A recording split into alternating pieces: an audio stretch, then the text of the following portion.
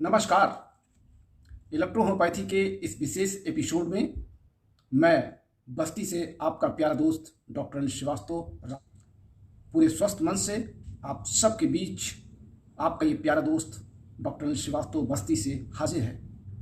तो बहनों और भाइयों, हम आरंभ करते हैं आज का ये क्लास। हमने आपसे वादा किया था कि हम आपको लगातार 1.5 वर्षों से हीमोफीलिया पर चर्चा नहीं कर रहे हैं, और वो चर्चा ना करने का बहुत विशेष कारण था कि चूंकि मैंने हीमोफीलिया पर अपना शोध और मनन और चिंतन लगभग 1.5 वर्ष तक मैंने इस पर शोध किया, कई मरीजों पर मैंने इसका प्रयोग किया, और जब मुझे सफलता मिली तभी मैंने हीमोफीलिया के फार्मूले को अपनाया। और ये शुरुआत हुई थी वर्ष 1986-87 में। बड़ी अजीब सी कहानी है। इससे पहले कि मैं हीमोफीलिया को डिस्क्राइब करूं, मैं आपको एक छोटी सी कहानी बता दूं जो यथार्थ है, सच है।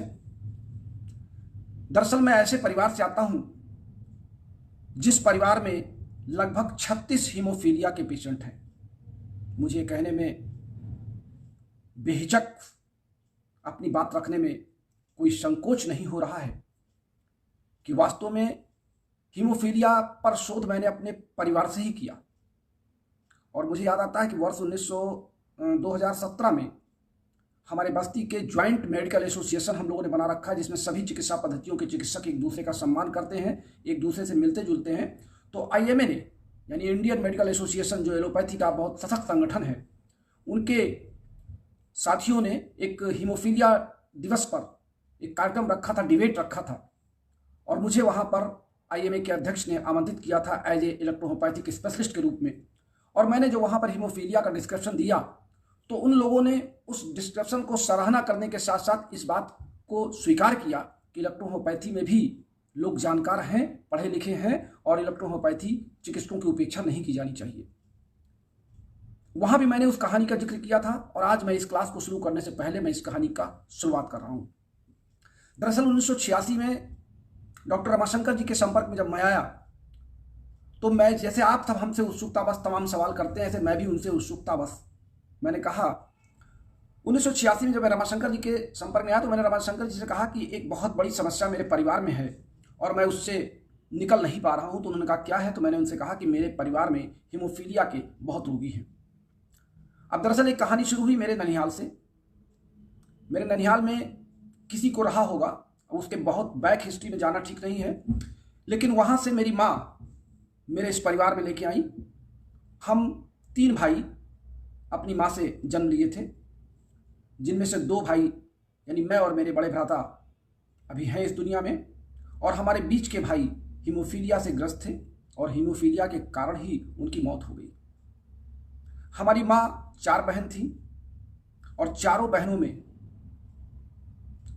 किसी न किसी के लड़कों में 2 लड़के 1 लड़के सभी हीमोफीलिया से ग्रस्त थे।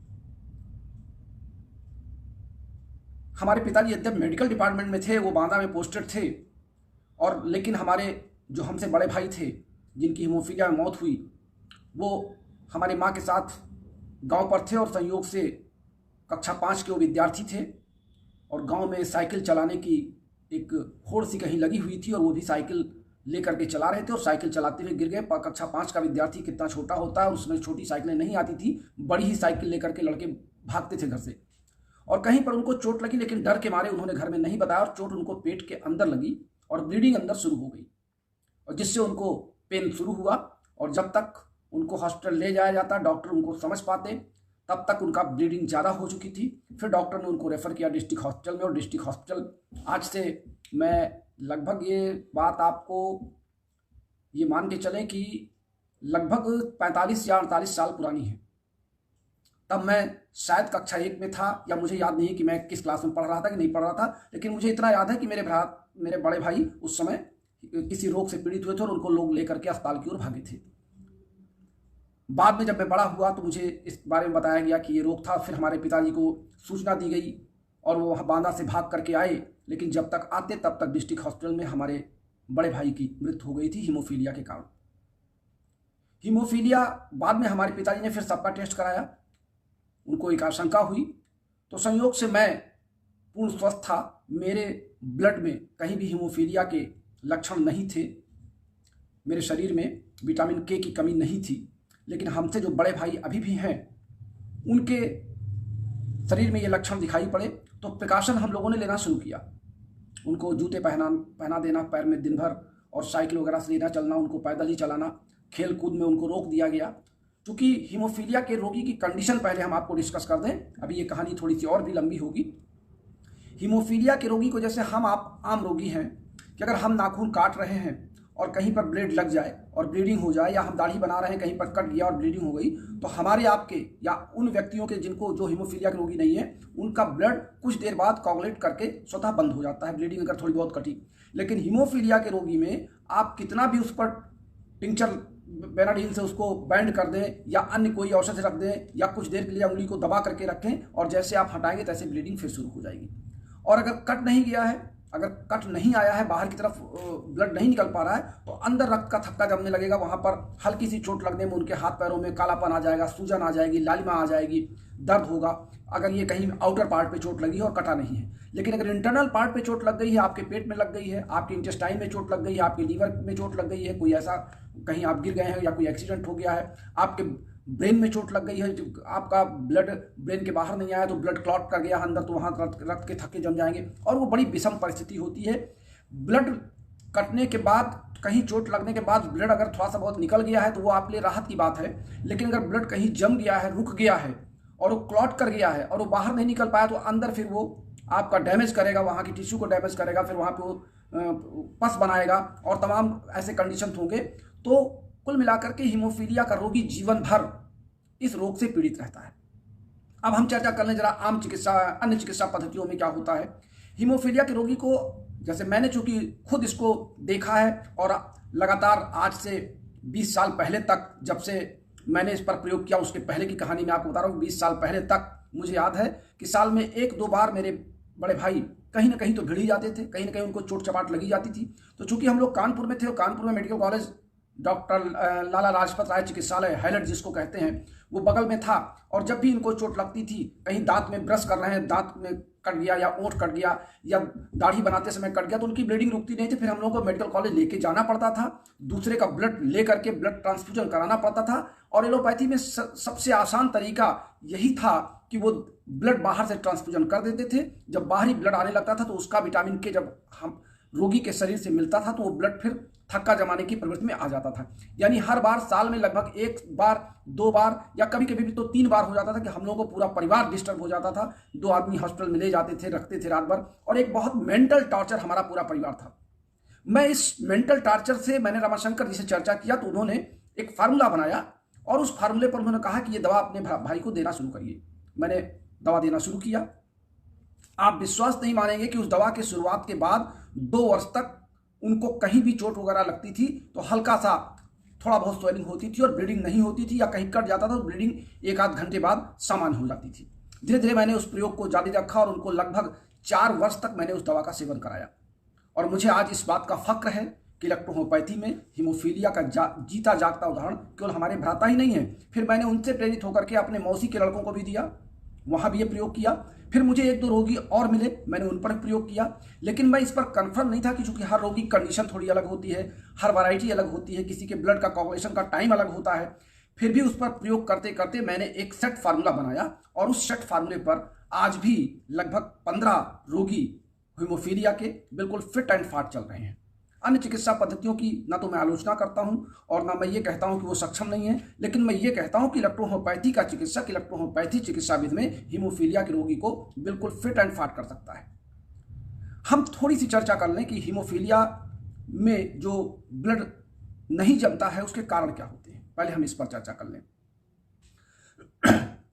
हीमोफीलिया रोग एक जेनेटिक डिजीज है जो एक पीढ़ी से दूसरी पीढ़ी चलती है, जिसमें महिला कैरियर होती है और मेल कैरेक्टर जो होता है वो उसके रोग का कारण बनता है। यानी अगर चूंकि हमारे परिवार में हमारी कोई बहन नहीं थी, इस नाते हमारे परिवार से रोग आगे ट्रांसफर नहीं हुआ। मैं आपको यहाँ एक और कहानी बता दूं, लेकिन मेरी मौसी की लड़कियां थी, उनसे ट्रांसफर दूसरे पीढ़ी में हो गया। मेरे नानी की चूंकि 4 लड़कियां थी तो उनसे अलग अलग पीढ़ी हो गया, लेकिन उन लोगों में वो कैरेक्टर नहीं, जैसे मेरी माँ में वो कैरेक्टर नहीं दिखा कि उनको हीमोफीलिया का रोग दिखाई पड़े, लेकिन मेरे भाई में 2 भाइयों में ये रोग चला गया, मुझ में नहीं हुआ। चूंकि आप चूंकि जीव विज्ञान के जानकार हैं, अगर आप मेंडल के चार्ट के आधार पर इसका डिवाइडेशन करेंगे तो आपको पता चल जाएगा कि अगर हीमोफीलिया का मेल कैरेक्टर का एक्स क्रोमोजोम्स या वाई क्रोमोजोम्स अगर इस पर प्रभावित है तो ये आगे कैसे किसी पीढ़ी में जाएगा। और विशेष करके सभी परीक्षाओं में ये पूछा जाता है कि अगर माता पिता में से किसी एक को या माता को या पिता को हीमोफीलिया के कैरेक्टर्स रोगी के जीन्स उस पर हैं तो आगे आने वाली पीढ़ियों में रोगियों की संभावना कितनी होगी। इस तरह के सवाल बहुत से आते हैं और चार्ट बना करके इसका क्लैरिफिकेशन और आंसर दिया जाता है। तो चूंकि इसमें महिला की दोनों जो क्रोमोजोम्स होते हैं वो एक्स होते हैं और पुरुष में वाई होते हैं, तो पुरुष का अगर वाई क्रोमोजोम्स हीमोफीलिया से ग्रसित है और महिला में अगर एक्स क्रोमोजोम्स ग्रसित है या नहीं ग्रसित है, तो महिला के जब तक दोनों क्रोमोजोम्स ग्रसित नहीं होंगे तब तक वो रोग प्रभावी नहीं होगा। तो इस कारण से अगर महिला में एक क्रोमोजोम्स एक्स क्रोमोजोम्स पर अगर हीमोफीलिया के जीन्स पर वो कैरेक्टर आ गए हैं तो होता क्या है कि फिर वो as a carrier next generation में प्रोसीड कर जाती है। नेक्स्ट जनरेशन में उसकी जो संतान होगी अगर किसी उसके क्रोमोजोम्स एक्स वाई के साथ गए हैं तो वहाँ पे वो लड़के में रोग प्रभावित आएगा, क्योंकि लड़के में अगर एक ही जीन्स पर एक ही क्रोमोजोम्स पर अगर वो प्रभावी हो गया तो वो रोग दिखाई पड़ जाता है। इसलिए पुरुष में ये रोग दिखाई पड़ते हैं और महिलाएं इस रोग की कैरियर होती जो एक पीढ़ी से दूसरी पीढ़ी में इस रोग को पहुँचाती हैं। हमारे शरीर में जो ब्लड कोगुलेंट की जो कहानी है, जब कभी चोट लगती है तो चोट लगने के बाद हल्का सा एक पीला द्रव उस रक्त के ऊपर दिखाई पड़ता है जो प्लाज्मा का ही एक पार्ट होता है जिसे हम सीरम कहते हैं। ये सीरम बाद में चूंकि ब्लड को बहते रहने के लिए हिपैरिन जिसको हम एक एंटी कोगुलेंट कहते हैं या इसी का दूसरा नाम है एंटी प्रोथ्रोम्बिन, जो रक्त को सदा हमारे कैपिलरीज में बहने के लिए प्रेरित करता रहता है, उसको एंटी कोगुलेंट कहते हैं। यानी रक्त को वो हमारे ब्लड कैपिलरीज में जमने नहीं देता है, इसीलिए ब्लड हमारे पूरे शरीर में घूमता रहता है। और यही हिपैरिन जब निष्क्रिय हो जाता है तो ब्लड का थक्का जमने लगता है। अब चूंकि जिनमें ब्लड का थक्का कटने के बाद शरीर के बाहर ऑक्सीजन की उपस्थिति में नहीं जमता है उनमें विटामिन के या थ्रोम्बिन प्लास्टिन की कमी हो जाती है और हिपैरिन उनका निष्क्रिय नहीं हो पाता, यानी हिपैरिन उनका सक्रिय बना रहता है। और ये विटामिन के की कमी या जो फैक्टर होते हैं जमने के, जिसमें लगभग 14 फैक्टर होते हैं जो प्रोथ्रोम्बिन को बनने में सहायक होते हैं उनके कैरेक्टर में, जिसमें हमारा जो फैक्टर नंबर 8 होता है जिसका जो होता है एंटी कैरेक्टर जिसको हम एंटी हीमोफिलिक ग्लोब्यूलिन कहते हैं। ग्लोब्यूलिन, ये एंटी हीमोफिलिक ग्लोब्यूलिन ये फैक्टर नंबर 8 होता है। जिन लोगों में ब्लड के जमने की संभावना नहीं होती या वो हीमोफीलिया के रोगी होते हैं उनमें फैक्टर नंबर 8 प्रोटीन ये कम होता है या पाया ही नहीं जाता है। इसी प्रोटीन का या इसी फैक्टर का हम बाहर से प्लाज्मा ला करके जब ब्लड ट्रांसफ्यूजन करते हैं तो जाकर के वो फिर ब्लड में पहुंचना शुरू करता है। ये दूसरी चिकित्सा पद्धतियों में या यूँ कह लें कि मॉडर्न साइंस में, मेडिकल साइंस में इसका इलाज यही किया जाता है कि वो इसी प्लाज्मा को या फैक्टर 8 को वो ट्रांसफ्यूजन करते हैं। हम फैक्टर 8 को अपनी इलेक्ट्रोहोम्योपैथी की औषधियों के द्वारा इसको रिपेयर करते हैं। हम क्यों कर पाते हैं, हम क्यों सक्षम हैं, इस पर जब मैंने विचार किया तो फिर बात घूम करके यहीं आ गई। मैं अपनी बात को बहुत कॉन्फिडेंस के साथ, चूंकि ये बहुत ही स्पेशल क्लास में ले रहा हूं और बहुत दिनों से मैंने इस क्लास को रोक रखा था और सुनने वाले हो सकता है इस पर तमाम आलोचनाएं करें, लेकिन इन आलोचनाओं का एक जवाब है कि इलेक्ट्रोहोम्योपैथी की औषधियां एंजाइम्स होती हैं और जो एंटी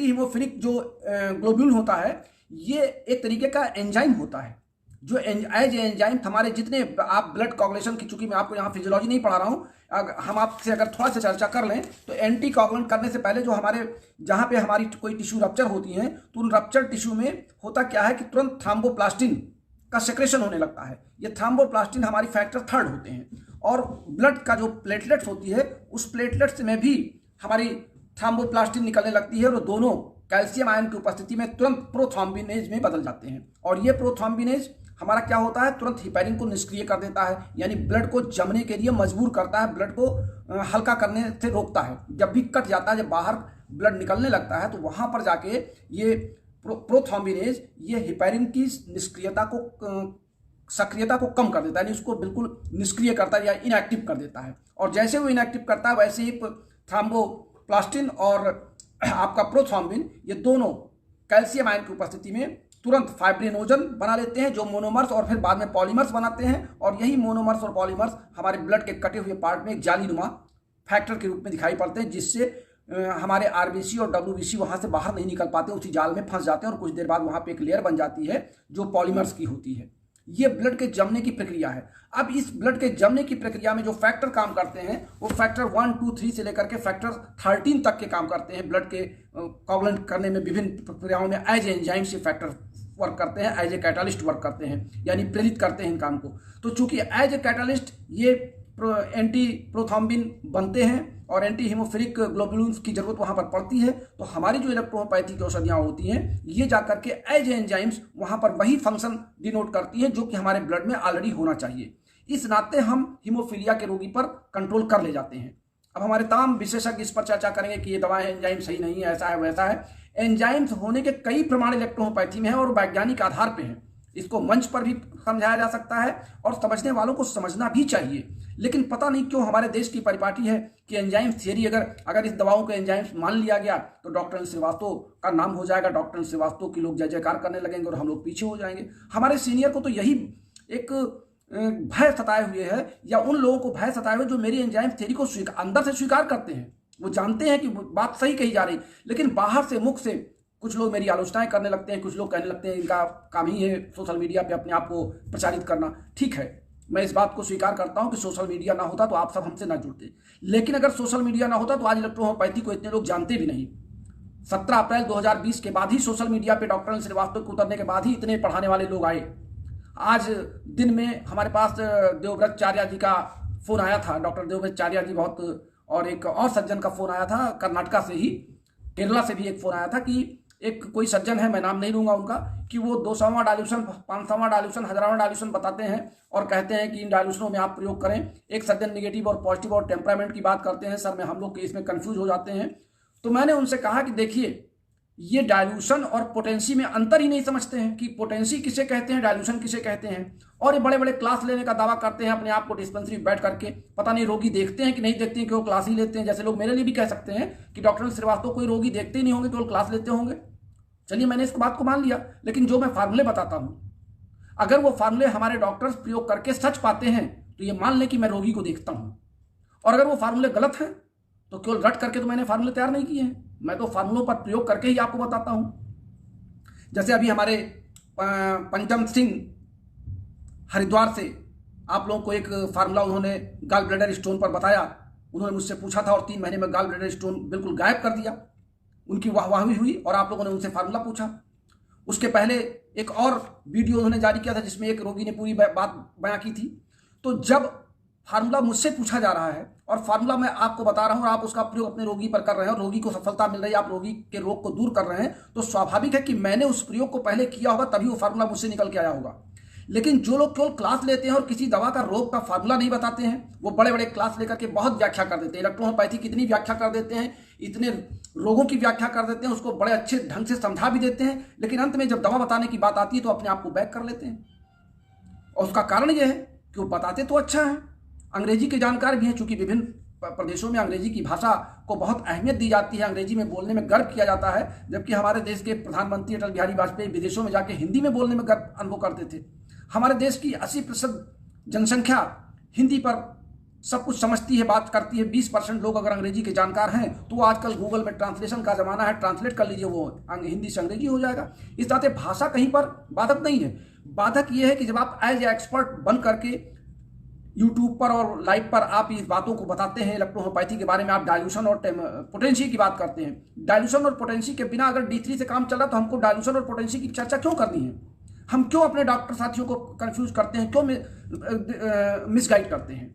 हमारे एक बहुत अच्छे साथी, नाम नहीं लूंगा उनका, हमारे गोंडा के सीनियर साथी हैं, वो डायल्यूशन पर बड़ा प्रयोग करते थे और उन्होंने पिछले महीने अपने 3-4 रोगियों पर मुझसे चर्चा की और मैंने उनको D3 से प्रयोग करके बताया कि आप ये दवाइयाँ दीजिए। उन्होंने कहा D3 से दीजिए, मैंने कहा D3 से दीजिए। उन्होंने दिया और फिर हमको बधाई दिया कि सर आपको बहुत बहुत बधाई, क्या रोगी मेरा ठीक हो गया। तो उन्होंने कहा यार मैं डायल्यूशन में देता था तो मुझे बहुत टाइम लगता था और डायल्यूशन के प्रोसेस में मैं खुद बहक जाता था, लेकिन डायल्यूशन के बारे में वो अपने आप को विशेषज्ञ कहते थे। हमारे कई सीनियर साथी उनका अनुसरण भी करते थे। लेकिन जब मैंने उनको D3 से प्रयोग करना बताया और तरीका बता दिया कि आप पहले 450 ml में इसको कन्वर्ट कर लें और उसके बाद प्रयोग करना शुरू करें, तो कहते भाई ये तो जादू का फार्मूला है। तो अब सवाल ये है कि अगर डायल्यूशन में आप इतने माहिर हैं तो डायल्यूशन बनाने के तरीके में आप इतने माहिर हैं, तो फिर आप दूसरे चिकित्सा पद्धतियों की नकल डायल्यूशन आप भी कर दें, फिर हमारे और उनमें अंतर क्या रह गया? इस नाते मैं बार बार ये कहता हूं कि डायल्यूशन और पोटेंसी, निगेटिव और पॉजिटिव और टेम्परामेंट, ये सभी को उठा करके एक अलग कूड़ेदान में रख दीजिए और इलेक्ट्रोहोमोपैथी को अगर आगे बढ़ाना है, इलेक्ट्रोहोमोपैथी को अगर समझना है, तो D3 से ही आप 5 ml निकाल के 450 ml के डिस्टिल वाटर में कन्वर्ट करके एक दवा बना के रख लीजिए। ऐसे 38 दवाएं आप बना के रख लीजिए और उससे निकाल के जरा रोगियों की सेवा कीजिए, देखिए आपको लाभ मिलता है कि नहीं मिलता है। अगर मिलता है तो डॉक्टर अनिल श्रीवास्तव रोगी भी देखते हैं, डॉक्टर अनिल श्रीवास्तव का फार्मूला भी सही है, डॉक्टर अनिल श्रीवास्तव की बात भी सही है। और अगर आपको नहीं लगता है कि ये गलत है तो फिर आप मुझे भी गलत मान लीजिए, लेकिन मैं आपसे बार बार निवेदन करूंगा कि आप हमारे फार्मूलों को प्रयोग करके देखें। जब आप प्रयोग कर ले जाएं 1 रोगी, 2 रोगी, 3 रोगी, 4 रोगी पे, तभी वो फार्मूला कारगर माना जाएगा। मैं तो प्रयोग कराता हूं, मैं तो सीधे फार्मूला आपको बताता हूं। हाँ, लेकिन आज हीमोफीलिया का फार्मूला फिर नहीं बताऊंगा। इसलिए नहीं बताऊंगा कि अभी मैंने हीमोफीलिया पे आपसे चर्चा किया, मैंने रोगियों के बारे में आपसे चर्चा कर लिया और ये बताया कि रोगी मेरे परिवार में ही है। अगर किसी को टेस्ट करने की जरूरत हो या सरकार को टेस्ट करने की जरूरत हो तो मैं रोगी को प्रेजेंट कर सकता हूं। एक रोगी नहीं, कई रोगी मेरे पास हैं हीमोफीलिया के। दवाओं की चर्चा हम पर्सनल आपसे तब बता देंगे अगर आपका कोई हीमोफीलिया का रोगी वास्तव में है और मुझे उसकी आप रिपोर्ट दिखा दें कि उसमें विटामिन के की कमी है, तो मैं एज ए सीनियर आपको उसका फार्मूला बता भी दूंगा और आप उसको करें। चूंकि ये फार्मूला मैं इसलिए अभी आपको नहीं बताना चाहता हूं, आप इसको अन्यथा ना लें, मैं सभी फार्मूले बताता हूं, तो हीमोफीलिया फार्मूला क्यों नहीं बताऊंगा, जरूर बताऊंगा। चूंकि जो लोग अन्य रोगों के विशेषज्ञ बन रहे हैं, बड़े बड़े बैनर लगा रहे हैं, बड़े बड़े संस्थान खोल रहे हैं, अगर उन तक ये फार्मूला बहुत जल्दी पहुंच गया तो वो इसी फार्मूले का कोई एक पेटेंट नाम दे देंगे और कहेंगे और बड़ा सा बैनर लगा करके कहेंगे मैं हीमोफीलिया के रोगी, मैंने इतने टेस्ट ठीक किया और यही दवा जो 200-300 रुपए की सस्ती दवा से आप हीमोफीलिया के रोगी ठीक करेंगे, उन्हीं दवाओं को वो 5,000-10,000 में बैनर लगा करके एक शीशी बना करके बेचना शुरू कर देंगे और उनका बिजनेस चल जाएगा। इस नाते प्लीज अभी आप हमको एश्योर करें कि मेरे बताए गए फार्मूले को आप कहीं आउट नहीं करेंगे। अभी कुछ दिन इस फार्मूले को हम तब तक गुप्त रखेंगे जब तक इस पर भारत सरकार की मान्यता इलेक्ट्रोहोमोपैथी की ना हो जाए। जिस दिन इलेक्ट्रोहोमोपैथी की मान्यता की खुशी की लहर पूरे देश में आएगी, उस दिन सबसे पहले डॉक्टर अनिल श्रीवास्तव हीमोफीलिया का फार्मूला आप सब तक पहुंचाएंगे। इन्हीं शुभकामनाओं के साथ आप अपने प्यारे दोस्त डॉक्टर अनिल श्रीवास्तव को इजाजत दीजिए। नमस्कार, शुभ रात्रि। फिर मिलेंगे। हमारा फोन नंबर 9793252355 है।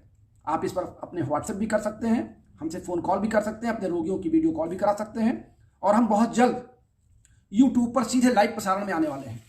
आपको हम अभी रिकॉर्डिंग यूट्यूब पर अपने क्लास देते हैं, अब रिकॉर्डिंग की समस्या हमारी समाप्त हो रही है। हमारे इतने व्यूवर्स उस पर हो चुके हैं कि यूट्यूब ने हमको लाइव प्रसारण की परमिशन दे दी है। हम बहुत जल्द अपने सिस्टम को लाइव प्रसारण में कन्वर्ट करेंगे, फिर आपको यहाँ पेज पर आने की जरूरत नहीं रहेगी, फिर आप सीधे यूट्यूब के लाइव प्रसारण को भी सुन सकते हैं। तो बहुत बहुत धन्यवाद। फिर मिलते हैं अपने अगले क्लास में नेक्स्ट बुधवार को। तब तक के लिए अपने प्यारे दोस्त डॉक्टर अनिल श्रीवास्तव को इजाजत दीजिए। स्वस्थ रहिए, इलेक्ट्रोहोमोपैथी अपना